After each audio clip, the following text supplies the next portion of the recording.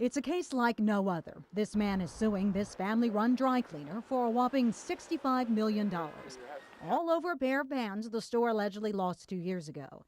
And if you think that's too much, you're not alone. This goes beyond absurd. I mean, there's no word that defines the madness that this suit in essence is. It all began in 2005 when Roy Pearson, who's a judge in D.C., took his suit to be cleaned here. The store lost the pants, and the judge asked the store to cough up more than $1,000 to replace it. A week later, the store claimed it found his pants and refused to pay. But Pearson claimed those aren't his pants and decided to sue. An attorney for the owner of the cleaners says they offered him up to $12,000 to settle the case, but Pearson wanted much more, like $15,000 to cover the cost of renting a car to drive to another cleaner. Pearson also claims the store is guilty of fraud because it had signs offering same-day service and promising satisfaction. And he says they should face a $1,500 a day fine.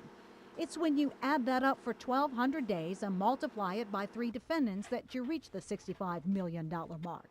Some advocates for tort reform say they question the judge's judicial temperament.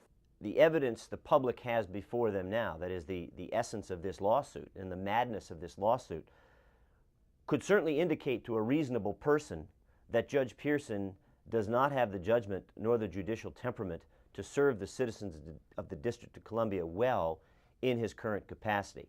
The case is set to go to trial June 11th. Jackie Bashir, The Associated Press.